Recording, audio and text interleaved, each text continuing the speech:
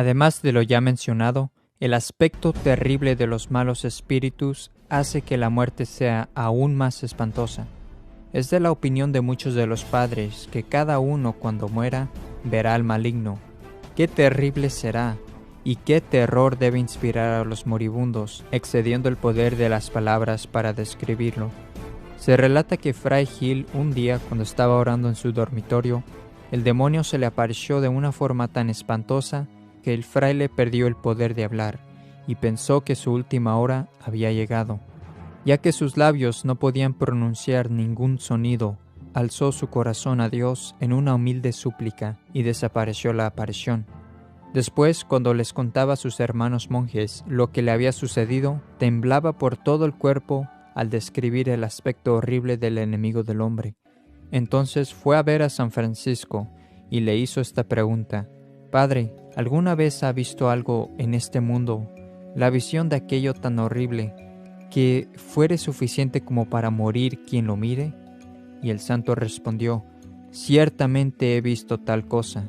Es el mismo demonio, cuyo aspecto es tan repugnante que nadie puede contemplarlo sin perder la vida, ni siquiera por un corto tiempo, al menos que Dios se lo conceda especialmente». También San Cirilo, escribiéndole a San Agustín, dice que uno de 3 hombres que fueron resucitados le había dicho: «A medida que se acercaba la hora de mi muerte, una multitud de demonios, innumerables en número, llegaron y se detuvieron alrededor de mí. Sus formas eran más horribles que lo que puede concebir la imaginación, pero mejor prefiere uno arder en el fuego que verse obligado a mirarlos. Estos demonios se alinearon en torno a mí y me reprocharon todos mis malos actos que había hecho, creyendo así conducirme a la desesperación. Y creo de hecho que hubiera desesperado si no hubiera venido en mi auxilio Dios misericordioso». San Antonio relata que a uno de sus hermanos de su orden dio un fuerte grito al ver el demonio quien se le apareció. Sus hermanos monjes, alarmados, corrieron a donde estaba y lo encontraron más muerto que vivo. Después de haberle dado algo para revivirlo y fortalecerlo, le preguntaron qué había ocurrido. Luego les contó que se le había aparecido un demonio y que lo había aterrorizado tanto hasta desmayarse. Y así los monjes le preguntaron cómo se veía el demonio, y él les respondió: «Esto sí que no puedo decirles. Solo puedo decir que si me diere la opción, mejor prefiero arder en un horno rojo que volver a ver la cara del demonio». Se dice casi lo mismo en la vida de Santa Catalina de Siena. Ella también declaró que a ella le sería mejor caminar por llamas del fuego que volver a ver al demonio por un solo momento. Si la mera visión del maligno es tan terrible que a los santos les pareció ser más intolerable que el dolor causado al exponerse a un fuego ardiente, ¿qué cosa debe ser el tormento y el horror de los condenados, que habitan para siempre en medio de innumerables demonios? ¿Qué aterrorizado estarías si un perro loco de repente saltara sobre ti, tirándote al suelo para morderte? Ni se imagine uno que el diablo caerá sobre los condenados con menos furia, o que los tratará más misericordiosamente. Leemos en la leyenda de San Antonio el Ermitaño que los demonios a menudo se le aparecían de distintas formas, aterrorizándolo de manera indescriptible. A veces tomaban formas de fieras, leones, osos, dragones o perros salvajes. En otras ocasiones se aparecía en formas humanas, de hombres con aspecto feroz, de mujeres hermosas o de monstruos con aspectos horribles. A veces lo golpeaban y lo maltrataban bárbaramente, dejándolo medio muerto. A veces le causaba gran terror mirar sus extrañas apariciones espantosas, por las que, si Dios y su ángel custodio no hubieran venido en su ayuda, bien le hubieran causado la muerte.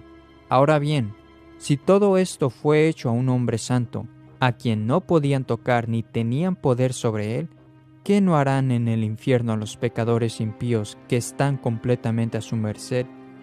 Nadie puede imaginarse de qué nuevos terrores y tormentos estos espíritus del infierno se las ingeniarán para golpear a los condenados y derramar sobre ellos su malicia diabólica. Algunos se consuelan pensando: en todo caso, tendremos a nuestros semejantes con nosotros en el infierno, no estaremos solos. Cuidado con engañarse con este falso consuelo. Cada alma condenada preferirá mejor estar sola en el infierno que tener esa opción. Y así como en la tierra es muy difícil verse obligado a vivir con un enemigo que bien nos puede hacer toda clase de daño, de tal manera no es tormento leve estar continuamente con miles de personas quienes odian y detestan a todo desde lo profundo de su corazón. Hasta vuestro padre y madre, vuestra esposa e hijos, vuestros hermanos y hermanas, vuestros amigos y familiares, serán todos en el infierno vuestros enemigos declarados, y en vez de mostrarte gratitud, ellos solo buscarán la manera de cómo perjudicarte. San Juan Crisóstomo dice: yo sé que muchas personas solo temen el infierno por los dolores, pero la pérdida de la gloria celestial es una fuente de dolor mucho más amarga que todos los tormentos del infierno. El mismo maligno se vio obligado a reconocer esto, como se lee en las narraciones del beato Jordán, a la vez general de la orden domínica. Pues cuando Jordán le preguntó a Satanás, en la persona de uno que estaba poseído, cuál era el tormento principal del infierno, le respondió: el ser excluido de la presencia de Dios. ¿Acaso es tan bello ver a Dios?, preguntó Jordán. Y el demonio le respondió que en realidad él era muy bello, y siguió interrogándole: ¿qué tan grande es su belleza? «¡Qué tonto eres en hacerme dicha pregunta!», respondió el demonio. «¿Es que no sabéis que su belleza no tiene comparación?». Continuó Jordán: «Por lo menos dame una idea profunda de la belleza divina». Entonces Satanás dijo: «Imagínate una esfera de cristal 1000 veces más brillante que el sol, en donde se combina la belleza de todos los colores del arco iris, la fragancia de cada flor, la dulzura de todos los sabores deliciosos, la suntuosidad de cada piedra preciosa, la bondad de los hombres y el atractivo de todos los ángeles. ¿Cuán bello y valioso sería este cristal? En comparación con la belleza divina, ese cristal sería horrible e impuro». «Y dime», preguntó el buen monje, «¿qué harías por ser admitido a la visión de Dios?». Y el demonio le respondió: «Si hubiera una columna que se alzara desde la tierra al cielo, llena de puntas afiladas y de clavos y ganchos, aceptaría con mucho gusto ser arrastrado hacia arriba y hacia abajo en esa columna a partir de ahora hasta el día del juicio, con tal que se me concediera el ver el rostro divino por unos breves momentos». ¿Te puedes imaginar lo que será la eternidad o cuál será su duración? La eternidad es algo que no tiene principio ni fin. Es un tiempo que siempre está en el presente y nunca pasará. Por lo tanto, los tormentos del condenado nunca terminarán, nunca pasarán. Cuando hayan pasado 1000 años, otros 1000 comenzarán, y así para siempre. Ninguno de los condenados pueden calcular cuánto tiempo han estado en el infierno, porque no hay sucesión de día ni de noche, no hay división de tiempo, sino una noche continua y eterna desde el primer momento de su entrada para siempre. El condenado estaría feliz, le daría gracias a Dios, si pudiera esperar después de ser atormentado por millones y millones de años y al final ser liberado de su miseria. Pero no hay ninguna esperanza de ser liberados de las penas del infierno. Tal vez se pueda deducir que los condenados se acostumbrarán a sus tormentos y a la larga llegarán a ser insensibles y casi indiferentes ante ellos. Esto nunca será así. El condenado sentirá su tortura en toda su extensión y siempre en el mismo grado. Cada uno en el infierno sentirá sus sufrimientos ahora tan extremadamente como en su primera hora de su condenación, y continuará sintiendo sin perder su extremidad después que hayan pasado miles y miles de años. El alma en el infierno, perseguida por terribles dolores, busca por todas partes un cierto alivio, alguna palabra de consuelo, pero ni siquiera recibirá una mirada de simpatía, puesto que estará rodeada por crueles demonios y enemigos detestables. No encontrando ninguna compasión en ese lugar, levantará sus ojos al cielo y lo verá tan hermoso, tan encantador, tan atractivo, tan lleno de verdadera felicidad. Recordará que fue creada y destinada para gozar su felicidad, y ahora, en medio de sus penas más horribles, anhela por sus delicias y con un deseo aún más indescriptible, y hace todo esfuerzo extraordinario para ir allí, pero no puede dejar su lugar de tormento. Nadie en el cielo la toma en cuenta. El alma ve el trono que Dios, en su bondad, le había preparado y ahora está ocupado por otra. Ya no hay lugar para ella en el cielo. Podrá ver a algunos de sus familiares, a sus compañeros y conocidos, pero no le harán caso. Contemplará a todos los elegidos en el cielo, llenos de gozo y de alegría. El alma condenada invocará inútilmente a los santos, a la Santísima Virgen y al mismo nuestro Divino Salvador. Se sentirá atraída hacia Dios por un impulso irresistible y entenderá que solo Dios puede satisfacer su sed por el placer y por aquello que la haría feliz. Ella aspirará a verlo y gozarlo. En repetidas ocasiones hará esfuerzos para dirigirse hacia Él, pero se sentirá rechazada por Él con una fuerza invencible y reconocerá en ello el motivo de la ira divina, del anátema divino. Luego se dará cuenta de que su caso es inútil y que nunca podrá ser admitida en la mansión de los bienaventurados o escapar de la morada de la eterna miseria. Qué profunda pena le traerá al condenado el recuerdo de la causa que le acarreó tanto mal.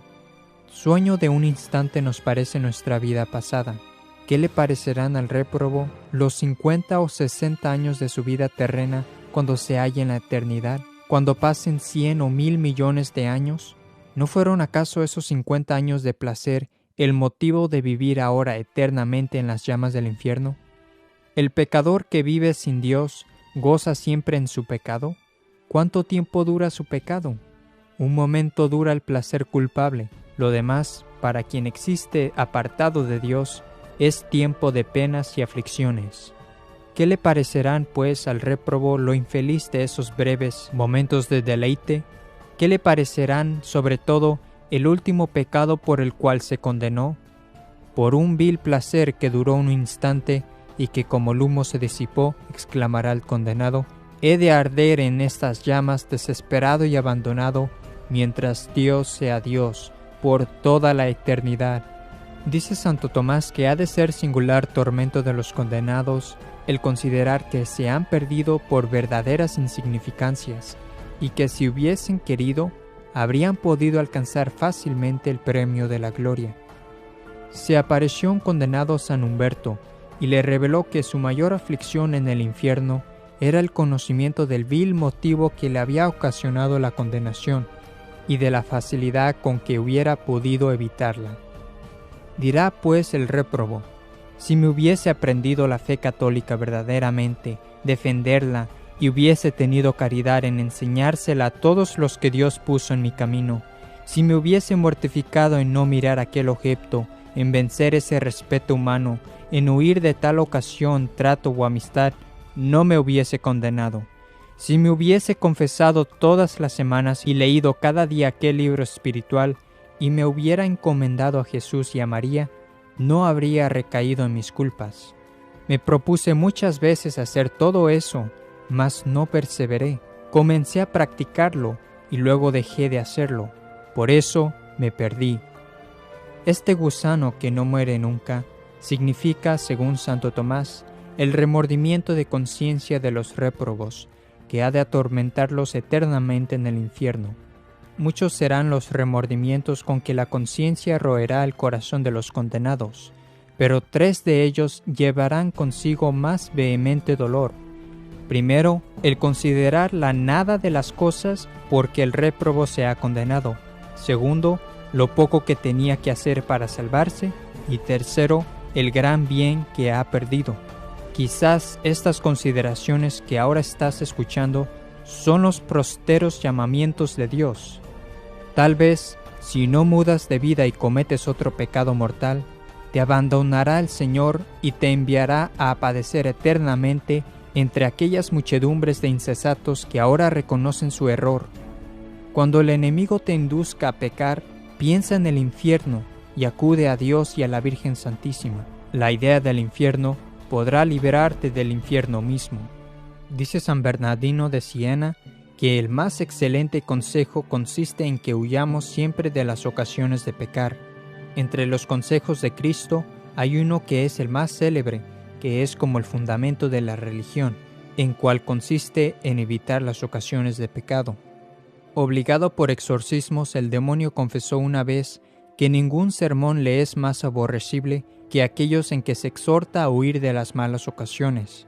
Y con harta razón, porque el demonio se ríe de cuántas promesas y propósitos forme un pecador arrepentido si no se aparta éste de tales ocasiones. No tanto amonesta el Redentor que nos guardemos del demonio como de los hombres. Guardaos de los hombres, Mateo 10:17. Estos son a menudo nuestros peores enemigos, porque a los demonios se los ahuyenta con la oración e invocando los nombres de Jesús y de María. Pero los malos enemigos, si te inducen a pecar y les respondes con buenas y cristianas palabras, no huyen ni se reprimen, sino que te excitan y tientan más, y se burlan de ti llamándote necio, cobarde o miserable. Y cuando otra cosa no pueden, te tratan de hipócrita, que finges santidad.